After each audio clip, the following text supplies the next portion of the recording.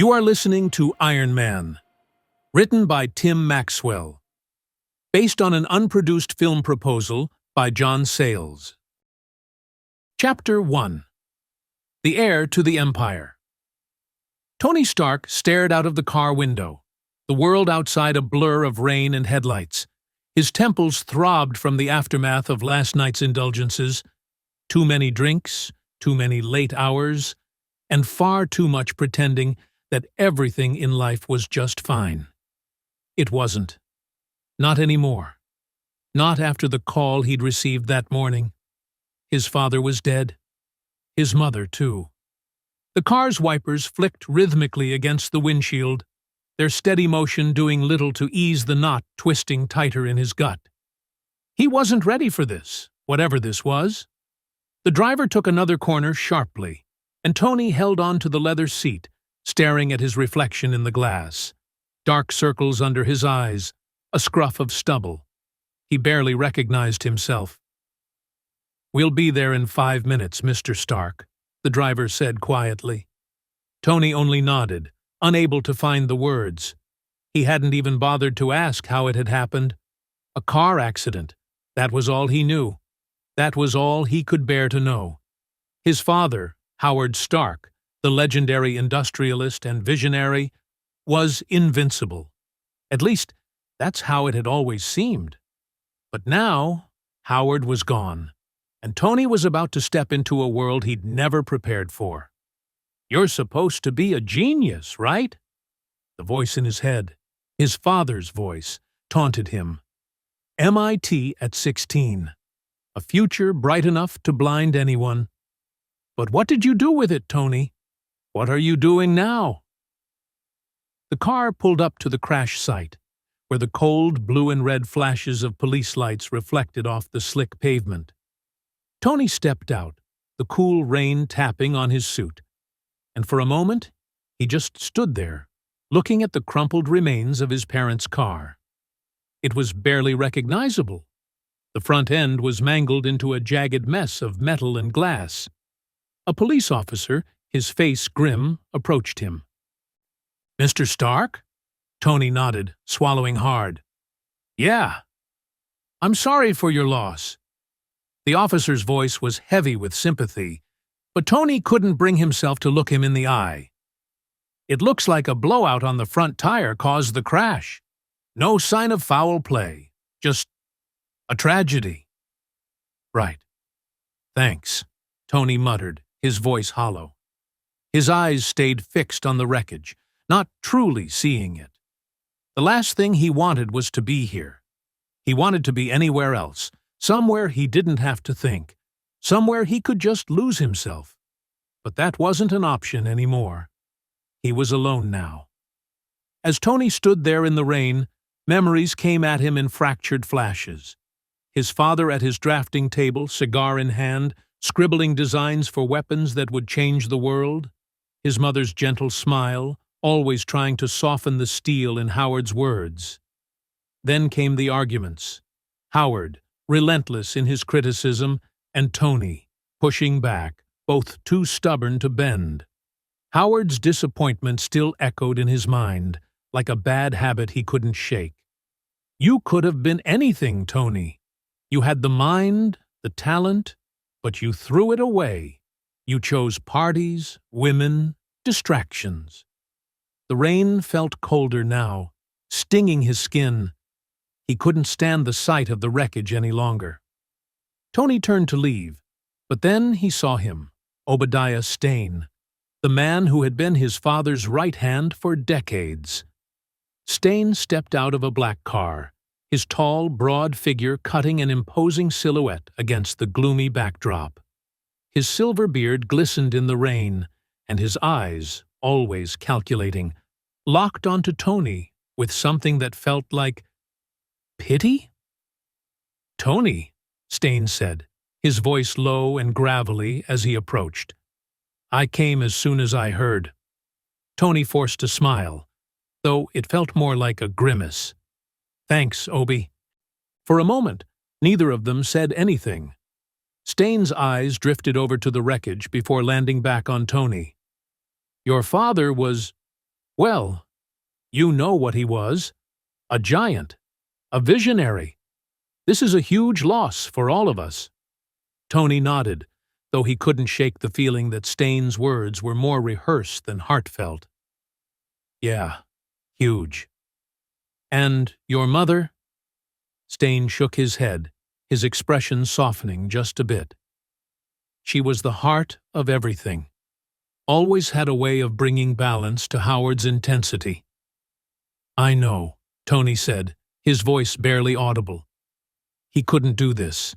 Not here, not now. Staines cleared his throat, then took a deep breath as though he were about to deliver more than condolences. There's something else, Tony. Stark Industries. It's yours now. You're the sole heir. Tony's stomach twisted at the words. He had always known this day would come, but not like this. Not when he was still half drunk from the night before, his life spiraling out of control. And yet, here it was. The empire his father had built was now sitting in his lap, and it felt heavier than the rain pressing down on his shoulders. I don't know if I'm ready for that, Tony said, his voice cracking just slightly. Staines put a hand on Tony's shoulder, the grip firm, almost too firm. You don't have a choice, kid. The board is already expecting you to step in. You've got some big shoes to fill, but you're a Stark. You'll figure it out. Tony wasn't so sure. All he could see was a life of expectations he hadn't met. A father's shadow that had followed him everywhere, and now the crushing weight of a responsibility he wasn't sure he wanted. But it wasn't like he could say no. Could he? Staines stepped closer, lowering his voice. Listen, Tony. The board doesn't know you like I do. They see you as a playboy. They're going to want proof that you're serious about this. But I can help. I'll guide you through this transition. Make sure they don't do anything rash. Tony's eyes flickered with a mix of gratitude and suspicion. You mean, make sure they don't get rid of me? Staines chuckled, though there was something cold in his smile. Let's just say, if you don't step up quickly, there are plenty of people who wouldn't mind taking control. The words hung in the air, and for the first time, Tony felt the enormity of what lay ahead. His life as he knew it, the parties, the careless living, was over. Stark Industries wasn't just a company. It was a legacy, one that he'd spent years avoiding. Now, it was his.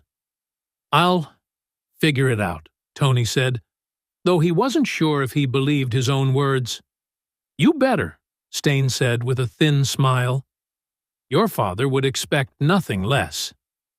Tony turned away, staring one last time at the twisted wreckage that had been his parents' car. The rain was falling harder now, but he didn't care. His life had just changed irrevocably, and he wasn't ready for any of it. Mr. Stark? The driver called from behind him. Tony nodded and started walking back to the car. As he slipped into the back seat, the door closed with a soft thud, sealing him off from the rain and from the life he'd known.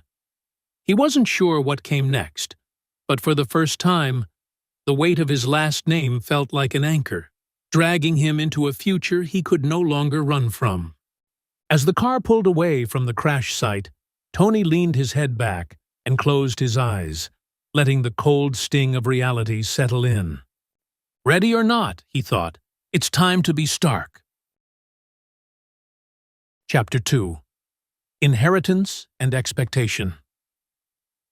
Tony stared up at the imposing glass towers of Stark Industries, their polished surfaces gleaming against the overcast sky. It was the empire his father had built, the monument to Howard Stark's genius, and now it was his. Only, instead of feeling proud or even prepared, Tony felt like an imposter walking into a role he'd never asked for. The doors swung open as he approached, and the familiar hum of the lobby greeted him. Everything smelled sterile, clean. almost clinical. People in suits and lab coats passed by, whispering under their breath, eyes darting toward him with a mixture of curiosity and judgment. He wasn't just Tony anymore. He was Mr. Stark.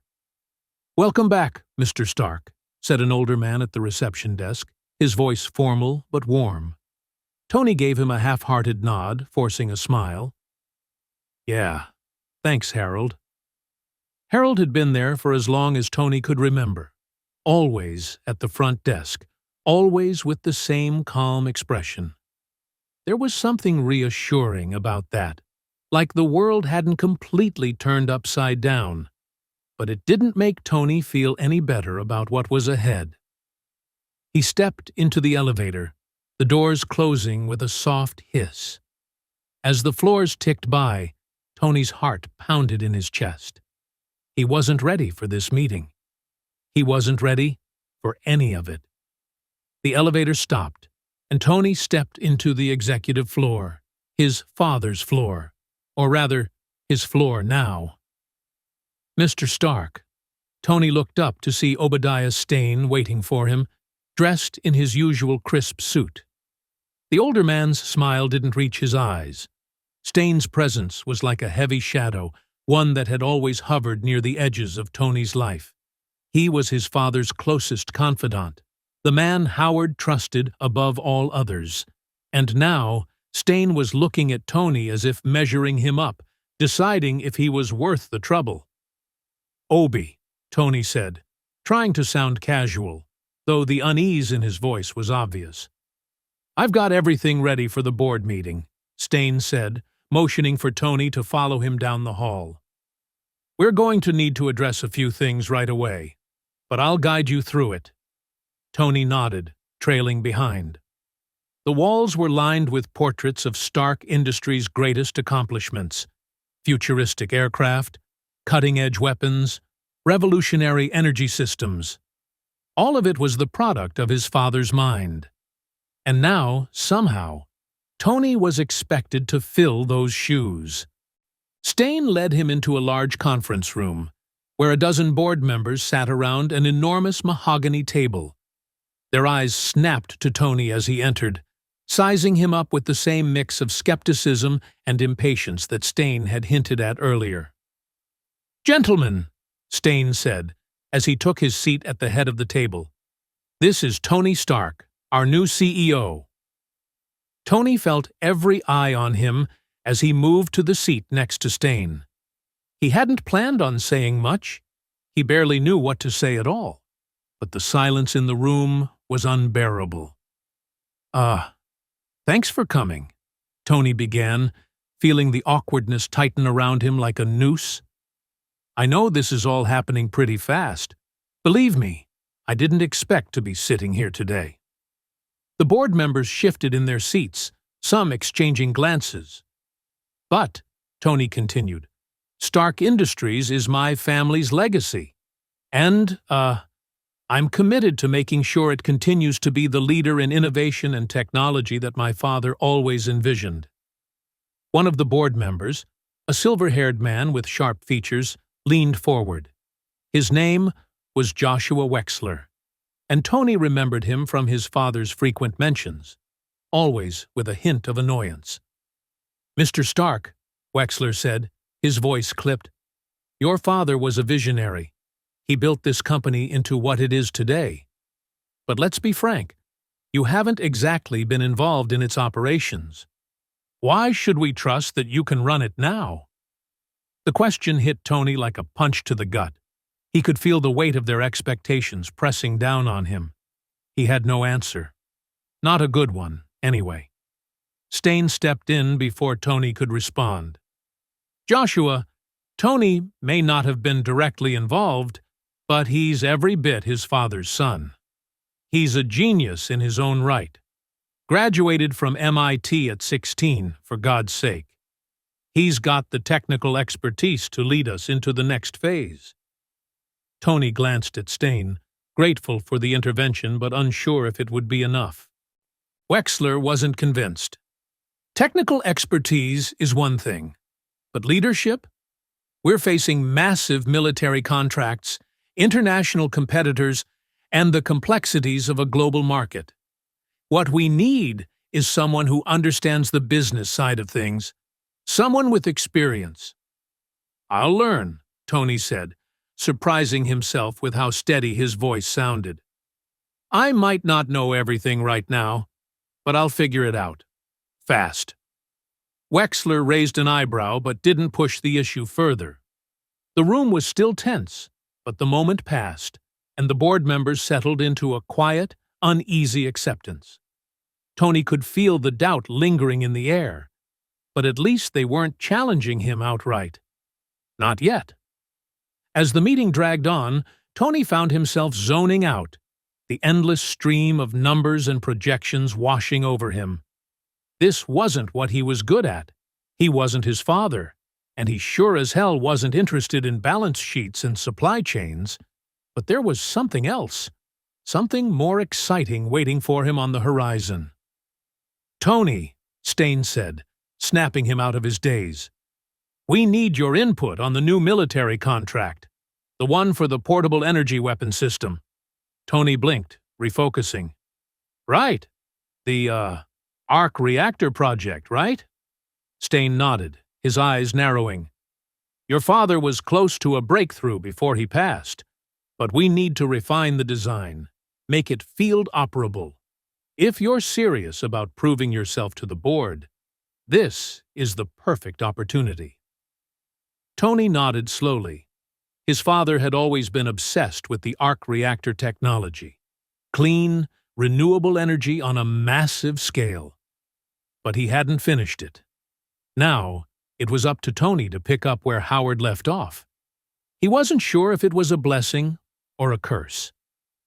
I'll take a look at it, Tony said, his voice more confident than he felt. Good, Stain replied, his eyes sharp. We'll schedule a demonstration for the military in a few weeks. I assume you'll want to oversee it personally. Tony hesitated. He'd never been one for field tests, especially not the kind that involved military-grade weapons. But this was the moment. This was his chance to prove that he wasn't just some spoiled heir. He was Tony Stark, and he had something to offer. Yeah, Tony said, squaring his shoulders. I'll handle it. Later that afternoon, Tony found himself in his father's old workshop, deep in the belly of Stark Industries. The air was thick with the smell of oil and metal, the familiar hum of machinery filling the space. This was where his father had spent most of his time, tinkering, building, creating the future. It felt like a ghost was lingering in every corner. Tony moved to the center of the room, where the unfinished arc reactor prototype sat on a workbench. It was a beautiful piece of tech, sleek, compact, and pulsing with potential. His father had been so close. All it needed was a final push, the right adjustments. You've got this, Tony, he whispered to himself, running a hand over the cool metal surface. His mind was already racing, piecing together the last steps of the design. His father had taught him well. Maybe too well. He was so lost in thought that he didn't notice the door slide open behind him. Tony? A soft voice broke the silence. Tony turned, surprised to see a woman standing at the door. She was tall, with dark hair pulled back into a tight bun, and sharp, intelligent eyes that immediately caught his attention. She looked out of place in the workshop, too refined, too composed. Can I help you? Tony asked, wiping his hands on his pants. I'm Virginia Potts, she said, stepping forward and extending a hand. Your new assistant. Tony raised an eyebrow, shaking her hand. Assistant? Personal assistant, she clarified. Mr. Stain hired me to help you with the transition. Scheduling meetings, organizing projects, making sure you don't forget to eat or sleep. Tony smirked. Sounds like fun. It's a full-time job, she replied, not missing a beat. But from what I've heard, you're worth the trouble. Tony chuckled, leaning back against the workbench. "Well, Miss Potts, let's hope you're right." "I usually am," she said, her tone confident but not cocky. It was refreshing in a way. Someone who wasn't intimidated by him or his name. Tony glanced back at the arc reactor, then at her. Maybe, just maybe, he wasn't as alone in this as he thought. "Well then," he said with a grin, "let's get started." Chapter 3. Into the Lion's Den. The sound of jet engines hummed in the background as Tony Stark stared out the window of the private Stark Industries jet. The distant mountains of the Korean peninsula loomed on the horizon, jagged and menacing, much like the task ahead of him. He should have been excited. Field testing the arc reactor technology was an opportunity to prove himself not just to the board, but to the world. But instead, a gnawing feeling twisted in his gut. Obadiah Stane had been oddly enthusiastic about Tony handling this personally. Too enthusiastic. Tony sat back in his seat, fiddling with the cuff of his shirt, replaying the events of the past few days in his mind. Stane had pushed him into taking this mission, and though Tony had thrown himself into the work, adjusting the arc reactor prototype to be portable, refining its energy output, something still felt off. A voice pulled him from his thoughts. "You've got that look on your face again." Tony glanced up to see Rhodey, James Rhodes, his best friend and military liaison on this mission. Rhodey was dressed in his usual Air Force uniform, the medals on his chest a testament to his years of service. He was a steady presence, the kind of friend who always had Tony's back, even when he didn't deserve it. "What look?" Tony asked, leaning back in his chair. "That look you get when you're about to jump headfirst into something dangerous and reckless." Rhodey grinned, though his eyes held a hint of concern. "You sure you're up for this? Testing the arc reactor in the field is risky enough.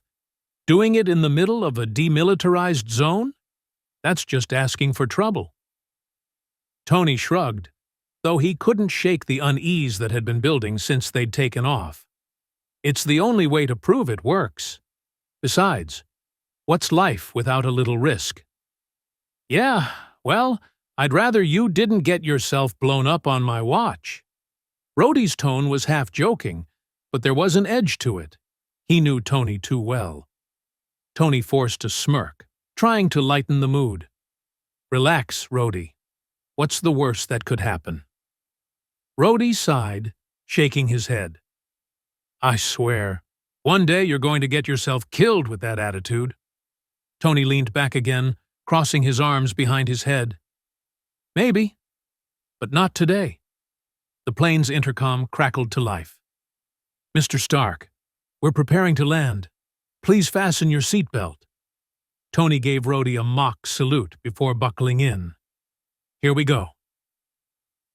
The landing site was a barren stretch of land near the border between North and South Korea, where the tensions were as palpable as the icy wind cutting across the desolate landscape. Stark Industries had arranged for a small private airfield just outside the demilitarized zone. Soldiers and personnel bustled about, preparing for the upcoming test. Tony stepped off the jet, the wind biting at his face, and immediately saw the convoy of military vehicles waiting for him. At the front stood Obadiah Stane, arms crossed, a smug grin plastered on his face. "Welcome to the party, Tony," Stane called, striding forward with the air of someone who was about to enjoy a spectacle. Tony forced a smile, though every instinct told him to turn around and get back on the jet. "Yeah, thanks for the invite, Obi. I didn't realize we'd be having a family reunion in a war zone." Stane's eyes glinted with something Tony couldn't quite place. "Only the best for you, kid." Tony tried to brush off the creeping suspicion. He couldn't afford to second-guess everything. Not now. As they walked toward the convoy, Rhodey fell into step beside Tony, his expression serious. "This whole thing feels wrong, Tony. Why Korea? Why this specific place?" "Obadiah says it's isolated enough to keep things quiet," Tony replied, though even as he said it, the explanation felt thin. Rhodey gave him a sidelong glance. "And you believe that?" Tony didn't answer, instead focusing on the arc reactor strapped to his chest beneath his jacket. The portable version had been a nightmare to calibrate, but it was finally ready. This test was going to prove that his invention wasn't just some theoretical lab experiment. It was real.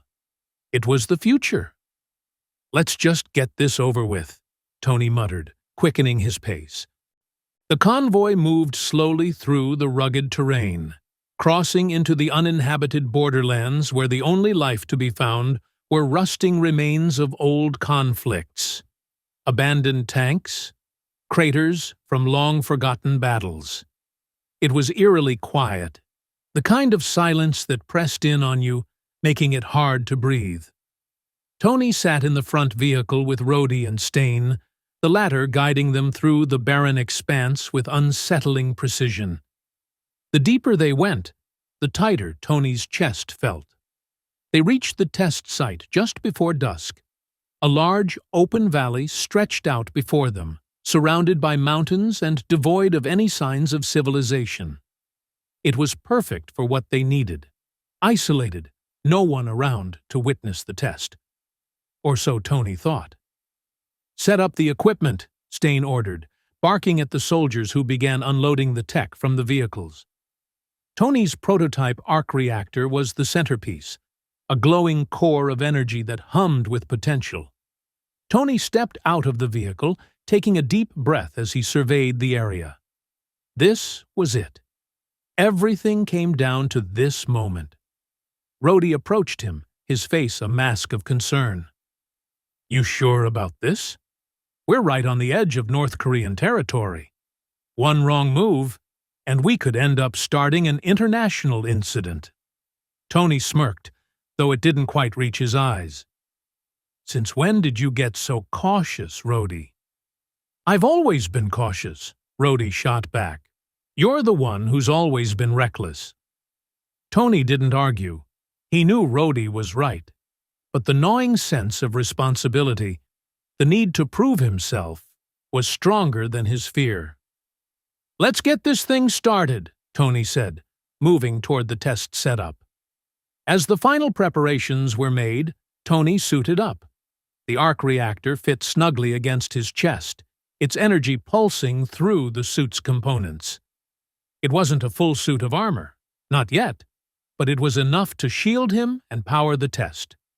Obadiah Stain watched from a distance, his arms crossed, and a satisfied expression on his face. Tony ignored him, focusing on the task ahead. "All systems go?" Tony asked, looking to the engineers. "Everything's green," one of them replied, checking his tablet. "Then let's light this thing up." Tony activated the arc reactor, feeling the surge of power flow through him. The suit responded immediately, its systems aligning with his every movement. He could feel the energy radiating from the core, a controlled burst that promised limitless possibilities. For a moment, Tony allowed himself to believe this was it, the breakthrough he'd been waiting for. But then, something went wrong. A sharp beep cut through the air, followed by a warning signal from one of the devices monitoring the test. "What the hell?" Tony muttered, glancing at the screen. It showed a rapid spike in energy output. Too rapid. Before he could react, the ground beneath him erupted in a violent explosion. The force of the blast sent Tony flying, his suit's systems straining to protect him as he hit the ground hard. Dust and debris filled the air, and Tony struggled to regain his bearings. He coughed, tasting blood in his mouth, as he tried to push himself up. His vision swam, the world spinning around him. Then he saw them.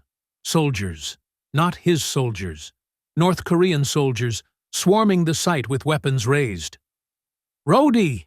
Tony yelled, but his voice was weak, drowned out by the chaos around him. A hand grabbed him roughly, pulling him to his feet. Tony blinked, trying to focus on the figure in front of him. It wasn't Rhodey.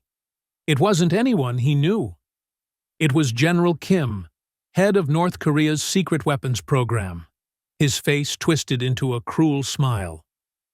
"Welcome to North Korea, Mr. Stark," the general said, his voice dripping with malice. "You've been expected."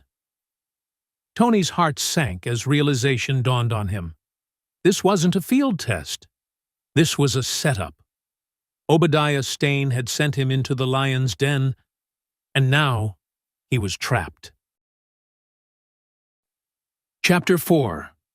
Shrapnel and Schemes. The cell was cold and damp, the walls slick with moisture. The small barred window high above allowed a sliver of dull light to filter in, casting long shadows across the concrete floor. Tony Stark sat slumped in the corner, his body aching from the explosion and the rough treatment by his captors. His once pristine clothes were torn and stained with dirt and blood. His mind, however, was racing. Obadiah set me up. The realization had hit him like a hammer, even as the North Korean soldiers dragged him through the ruins of the test site. The explosion, the ambush, it had all been part of a larger game, one Tony had been too arrogant to see. Now, with shrapnel lodged dangerously close to his heart, he was forced to contemplate his mortality in the most dire of circumstances. Tony's hand instinctively went to his chest, where he could feel the dull, constant throb of pain. The shrapnel had pierced deep, and every breath felt like he was inhaling shards of glass. He had no idea how much time he had left, but it wasn't long. Footsteps echoed down the hallway outside the cell, and the heavy iron door creaked open. 2 guards entered, rifles slung over their shoulders, followed by a man in a North Korean military uniform, General Kim. The general was a tall, imposing figure, his eyes cold and calculating. He stood in front of Tony, his lips curling into a smile that didn't reach his eyes. "Ah, Mr. Stark," Kim said, his voice smooth but filled with menace. "It is good to see you awake." Tony glared up at him, struggling to sit up straighter. "Yeah, I'm thrilled. 5-star hospitality you've got here." Kim chuckled softly, motioning for the guards to leave. They obeyed, closing the door behind them with a heavy thud, leaving Tony and the general alone. "You're in no position for sarcasm, Mr. Stark," Kim said, his voice dropping an octave. "You should be dead. The mine you stepped on was designed to kill. Stark Industries' finest." Tony's heart sank. He had known Stark Industries sold weapons to the military, but hearing that his company had manufactured the very device that had nearly killed him was a punch to the gut. He clenched his fists, anger flaring inside him. "What do you want?" Tony asked, his voice hoarse. General Kim's smile widened. "I want the same thing everyone wants from you, Mr. Stark. You're genius, but not for the petty endeavors of the West." He leaned closer, his voice dropping to a whisper. "You will build me a weapon. Something revolutionary. Something only you can create." Tony's mind raced, but outwardly he maintained a defiant expression. "And if I refuse?" Kim straightened up, unfazed. "Then you die, slowly. The shrapnel in your chest will finish the job the mine started. And believe me, there will be no medical intervention unless you cooperate." Tony's heart pounded, a dull ache spreading through his chest, as if to remind him of the precariousness of his situation. His mind scrambled for a solution. He needed time. Time to think. Time to plan an escape. Agreeing to Kim's demand, at least temporarily, was his only option. "I'll need equipment," Tony said finally, his voice steadied despite the fear gnawing at him. "And a lab." Kim's smile returned, wider this time and full of victory. "Of course, you will have everything you need. You will not work alone, though. We have another guest who has been most uncooperative until now. I believe the two of you will work well together." Tony frowned. "Who?" Kim ignored the question, turning toward the door. "You'll meet him soon enough." Hours later, Tony was escorted down a series of narrow corridors, the guards flanking him on either side, their rifles ready. His mind raced with plans, calculations, and strategies for escape, but without knowing the layout of the facility or what kind of surveillance they were under, he was at a disadvantage. The guards pushed open a heavy steel door at the end of the hall, revealing a makeshift laboratory. The room was dimly lit, cluttered with outdated equipment and tools. In the center of the room stood an elderly man, with a long gray beard and deep, tired eyes. He looked up as Tony entered, recognition flickering in his gaze. "Professor Yinsen?" Tony asked, his surprise genuine. Yinsen nodded slowly, his expression grim. "Yes, you must be Tony Stark. I've heard of your work." Tony couldn't believe it. Yinsen was a Nobel laureate, one of the greatest scientific minds of the modern era. He had been presumed dead for years, rumored to have been captured by North Korea. And here he was, standing in front of Tony, alive, but clearly broken. "I didn't expect to meet you under these circumstances," Tony said, offering a half-hearted smile. "Nor I," Yinsen replied, his voice soft, but tinged with bitterness. "But here we are." Tony glanced around the lab, taking in the state of disrepair. "Looks like we've got our work cut out for us." Yinsen gave a slight nod. "Yes, but we don't have to make the weapon they want." Tony raised an eyebrow. "What do you mean?" "We can make something else," Yinsen said quietly, stepping closer. "Something to get us out of here." Tony's pulse quickened. "You're talking about escape." Yinsen's eyes darkened. "I've been planning it for a long time, but I needed help, someone with your technical expertise. Together, we can build a device, something that can protect us and get us out of this place." Tony felt a spark of hope, an escape. That was exactly what he needed. And Yinsen was right. Together, they had a chance. "All right," Tony said, his mind already working through possibilities. "We build something that can keep this shrapnel from killing me and get us out of here." Yinsen nodded.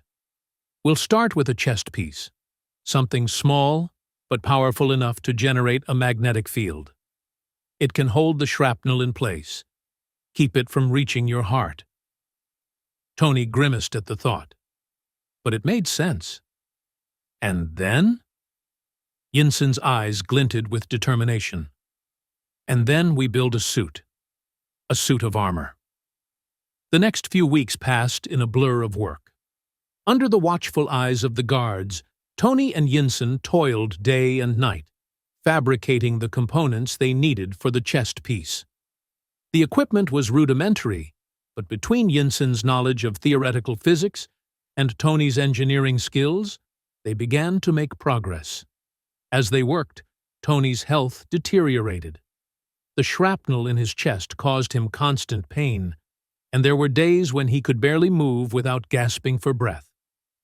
Yinsen did what he could, but without proper medical supplies, it was a race against time. Finally, after what felt like an eternity, the chest piece was ready. Yinsen handed it to Tony, his hands shaking slightly. "This should keep the shrapnel in place," he said, his voice low. Tony took the device and strapped it to his chest, wincing as it clicked into place. Immediately, he felt a strange sensation, a pull, almost magnetic, as the device began to function. The pain in his chest lessened, and for the first time in weeks, he could breathe without agony. "Good work," Tony muttered, adjusting the fit. "We're not done yet," Yinsen said, his tone serious. We still have to build the armor. Tony nodded. One step at a time. But even as they continued their work, Tony knew that time was running out. General Kim was growing impatient, and it was only a matter of time before he discovered what they were really building. The clock was ticking. Late one night, as they worked in the dim light of the lab, Yinsen paused, looking at Tony with a somber expression. If we don't make it, he began, there's something you should know. Tony frowned, setting down his tools. What is it? Yinsen hesitated, then spoke softly. My family. They're gone. I've been working here for so long, trying to escape, hoping to see them again. But I found out. They were killed years ago. Tony's heart sank. I'm sorry, Yinsen. Yinsen shook his head, his eyes glistening. It's too late for me, Tony, but not for you. When the time comes, you have to get out of here, no matter what. Tony opened his mouth to protest, but Yinsen held up a hand. Promise me. Tony swallowed hard, then nodded. I promise. They returned to their work, but Tony couldn't shake the feeling that Yinsen had already accepted his fate. The suit was nearly complete. The armor, made from scraps of metal and salvaged parts, was crude but functional. It was designed to be powered by the arc reactor in Tony's chest, giving him strength and protection. It was their only hope of escape. But the guards had grown suspicious. General Kim had stopped by the lab more frequently, his questions growing sharper, his tone more demanding. Time was running out. One night, as they put the finishing touches on the suit, the door to the lab burst open. General Kim and a group of soldiers stormed in, their weapons raised. What is this? Kim demanded, his eyes narrowing as he saw the half-constructed suit. Tony and Yinsen exchanged a glance. The time for talking was over. Tony slid into the armor, the arc reactor glowing brightly as it powered up. The suit whirred to life, the servos and hydraulics humming with energy. Kim's eyes widened in realization, but before he could react, Tony raised an armored fist and slammed it into the ground. The impact sent a shockwave through the room, knocking the soldiers off their feet. Yinsen! Tony yelled, but the older man was already moving. Yinsen hit a switch, and the lab's emergency doors began to slide shut, cutting off the soldiers from the rest of the facility. Tony stood tall in the suit, the arc reactor's blue light casting an eerie glow over the room. This is for my family, Yinsen whispered, and then he hit the final button. The explosion rocked the facility, and Tony charged forward, determined to escape. But as the dust settled, he realized Yinsen hadn't made it out. Chapter 5. Iron and Betrayal. When Tony had returned to America after escaping North Korea, he had kept his arrival a secret, known only to Rhodey and Pepper. The world thought him dead, but Tony had come back to learn a horrifying truth. Stain hadn't just betrayed him, he had stolen Tony's arc reactor technology and used it to build something monstrous. A weaponized suit of armor that dwarfed anything Tony had ever created. Stain had lost all sense of reason, driven mad by his lust for power, and his new creation, the Ironmonger, was more than just an advanced suit. It was a weapon of mass destruction. Stain had gone beyond corporate betrayal. He was a danger to humanity itself. With the Ironmonger, he had already begun cutting secret deals with rogue states and terrorists, offering his new destructive technology to the highest bidder. The consequences would be catastrophic. If Tony didn't stop him, the world would be plunged into chaos. Tony had no choice. He had to take responsibility for what his technology had become. This wasn't just about saving Stark Industries anymore. This was about saving lives, stopping a madman from unleashing untold destruction. The Golden Gate Bridge shimmered in the late afternoon light, its iconic red towers stark against the growing storm clouds on the horizon. Beneath it, the city's traffic moved as usual, blissfully unaware of the deadly confrontation about to unfold. Tony Stark stood on a rooftop across the bay, his new Iron Man suit gleaming in the fading sunlight. Today was the day he had to stop Obadiah Stane once and for all. Tony's eyes flicked over his suit's internal systems as his HUD, his head-up display, lit up in front of his eyes. The HUD projected everything he needed: his armor's power levels, target tracking, environmental data, even real-time enemy movements. It was his edge, his secret weapon in this battle. Stane's suit might be more powerful, but Tony's was faster, smarter, and more precise. And in a fight against a man like Stane, that would make all the difference. "Tony, are you in position?" Pepper's voice crackled through his helmet, her concern barely masked by her professional tone. "I'm here," Tony responded, his voice calm, though his pulse quickened. The weight of the world rested on his shoulders, but he had made his peace with that. "Is Rhodey ready?" "Rhodey's standing by," Pepper said. "But Tony, Stane's not just trying to destroy you. He's gone mad. He's ready to kill anyone who gets in his way. This isn't just about Stark Industries anymore." "I know," Tony said quietly. "It's about stopping a monster." Before Pepper could respond, a deep, metallic hum filled the air, sending a chill down Tony's spine. Across the bridge, an enormous black figure rose into view. Stane, clad in the ironmonger's suit. It was massive, towering over everything around it, a twisted reflection of Tony's own creation. But where Tony's suit was sleek and designed to protect, Stane's was a weapon, bristling with missiles, energy weapons, and a glowing red magnetic field generator in the chest. It was built for one purpose: destruction. Stane's voice boomed over the comms, filled with a sickening glee. "You always thought you were smarter than me, Stark. But look at you now, alone, weak, and about to lose everything."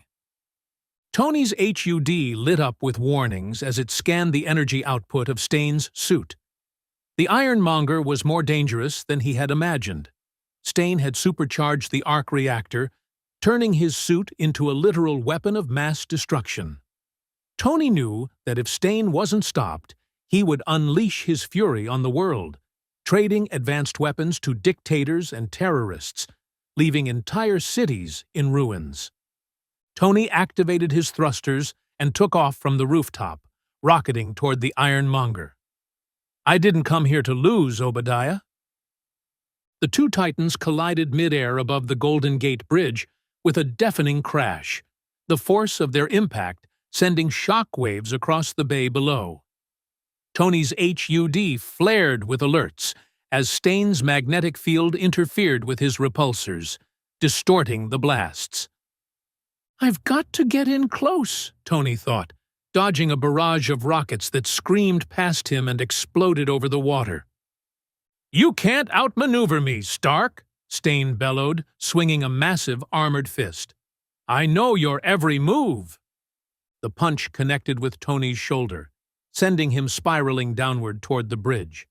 His suit's internal systems struggled to compensate for the blow, and Tony gritted his teeth as he righted himself just before slamming into a line of abandoned cars.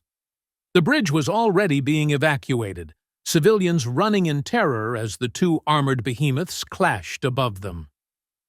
"Get off the bridge!" Tony shouted, waving the civilians away as he rocketed back into the sky. He had no time to lose. Stane was gearing up for another attack.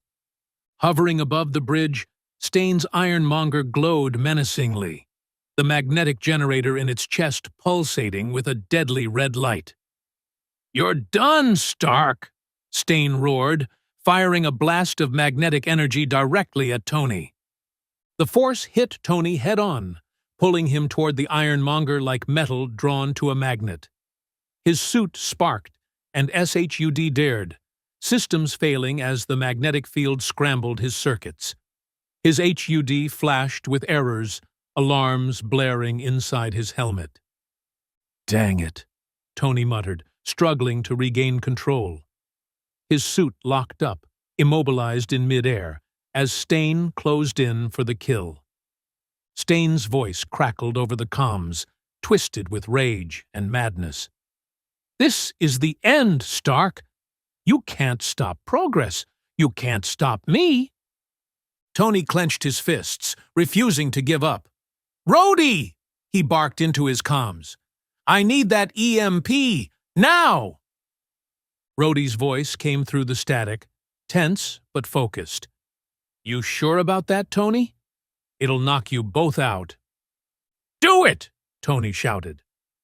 There was a pause, and then Tony heard the roar of jet engines in the distance. Rhodey's jet swooped in from the horizon, and a pulse of blue energy shot toward the bridge, aimed directly at Stain. The EMP wave hit both suits, and for a moment, everything went dark. Stain's magnetic field sputtered and died as his suit powered down, falling like a stone toward the bridge. Tony's HUD flickered, his suit temporarily disabled by the blast.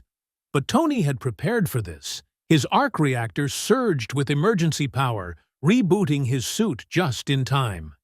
His systems came back online, and Tony saw Stain's ironmonger plummeting toward the bridge below. Without hesitation, Tony dove after him, slamming into the massive suit mid-fall. They tumbled across the bridge, sparks flying as metal screeched against metal. Stain roared in fury, his suit jerking as it tried to restart. "You think you've won, Stark? I'll rebuild everything. I'll make the world kneel before me." Tony struggled to his feet, his own suit battered but still functional. He looked down at Stain, his former mentor, now a broken man consumed by greed and madness. "You're done, Obadiah. You'll never hurt anyone again." With a final surge of power, Tony raised his hand and fired a concentrated repulsor blast directly into Stain's chest. The arc reactor in the ironmonger's suit exploded in a fiery burst, sending Stain crashing backward into the wreckage of the bridge. His suit collapsed, smoke rising from the twisted metal. Tony stood over the wreckage, breathing heavily. His own suit was damaged, pieces of it hanging off in chunks, but he was still standing. Stain's reign of terror was over. As emergency vehicles arrived, Tony stood at the edge of the Golden Gate, looking out over the water, his armor scorched and dented, but his mission complete. He had stopped Stain. He had saved lives. Pepper Potts approached quietly, her face a mix of relief and concern. "Tony, it's over. You did it." Tony exhaled, still gazing out over the city. "Yeah, but I should have stopped him sooner. This is all because of what I built."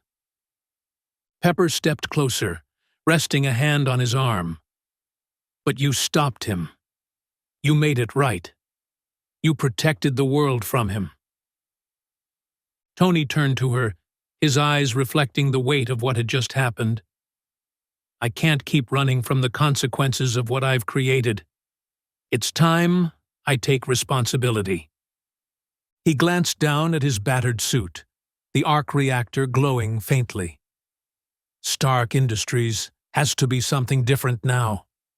Something better. And as for Iron Man, he smiled, the determination clear in his voice. He's just getting started. Together, they stood at the edge of the bridge as the sun began to set, casting long shadows over a city that had been saved by a man who had finally become the hero he was always meant to be. Tony Stark had confronted the monster his technology had birthed, and he would continue fighting to protect the world from the dangers he had unleashed. Chapter 6. A New Dawn. The hum of helicopters and the flashing lights of emergency vehicles gradually faded into the background.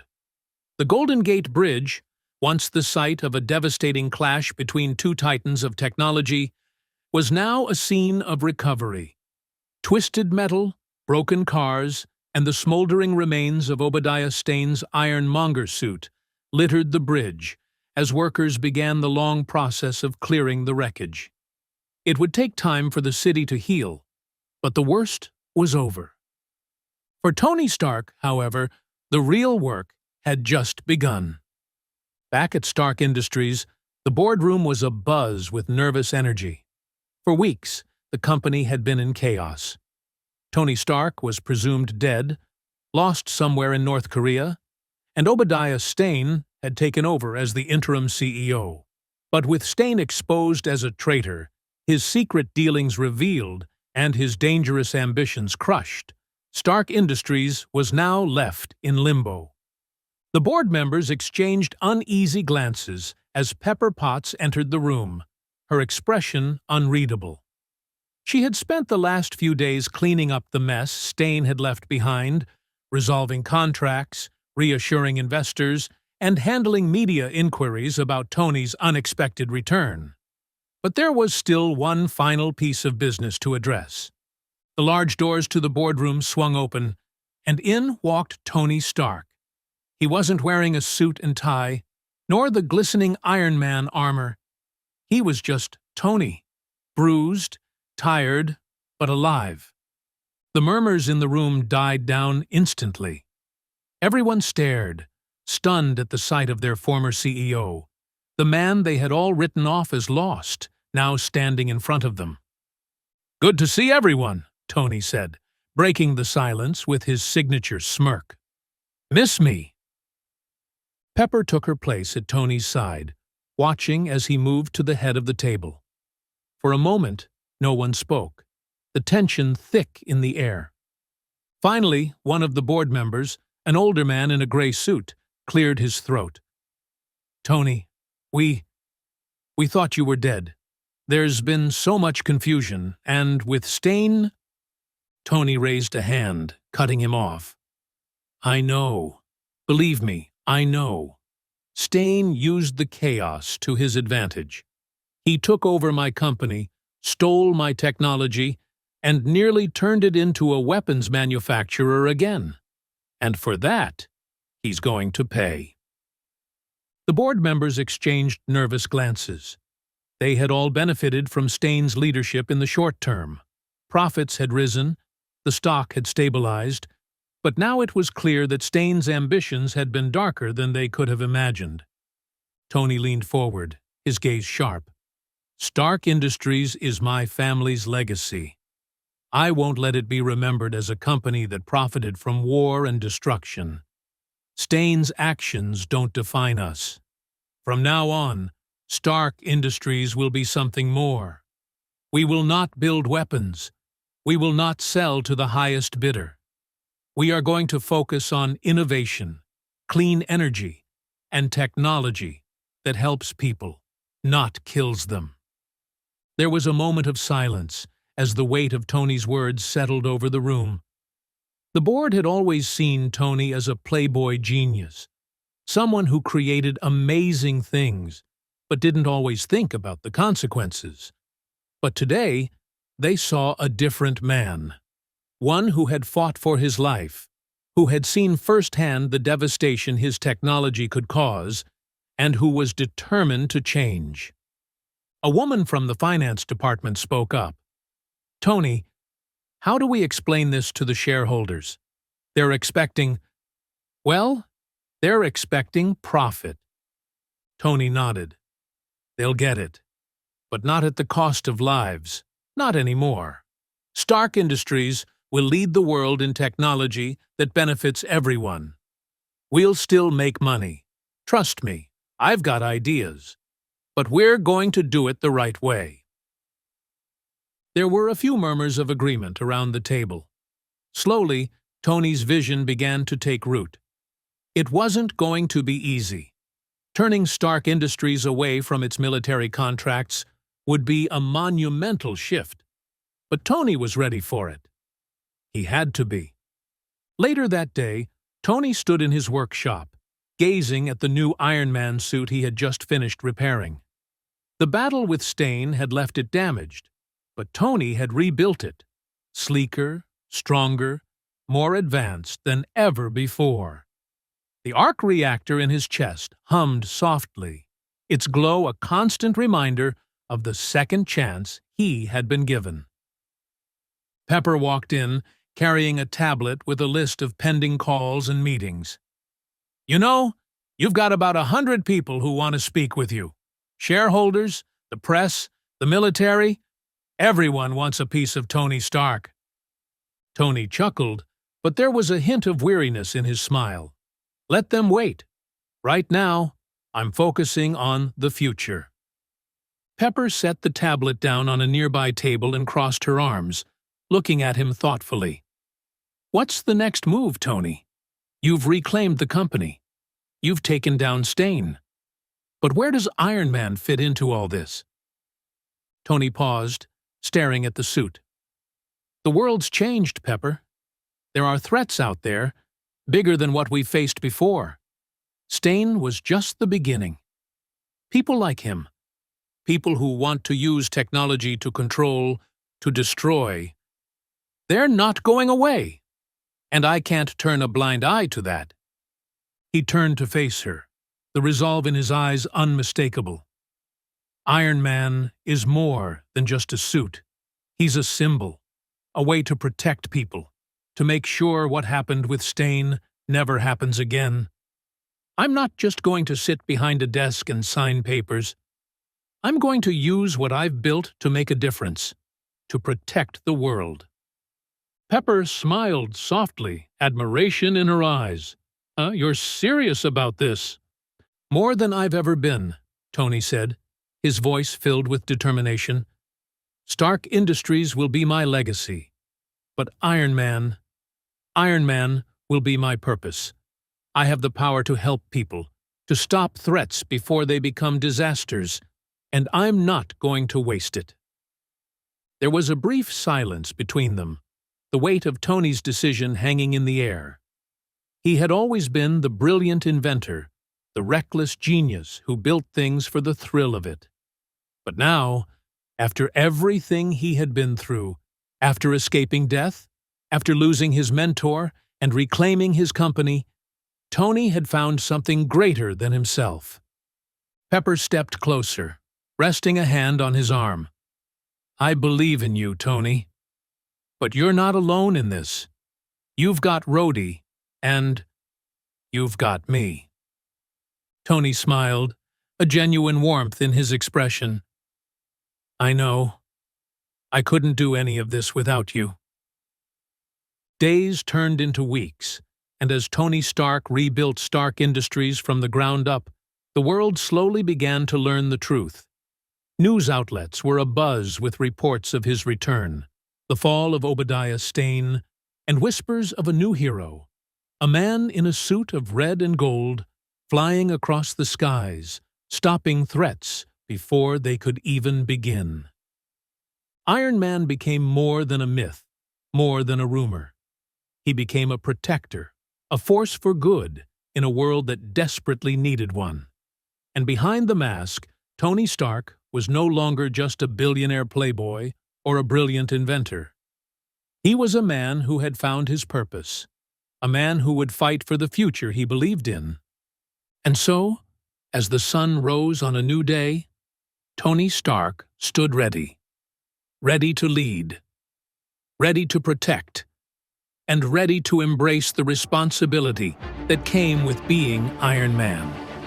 Because, for the first time in his life, Tony Stark wasn't running from his past. He was building a better future.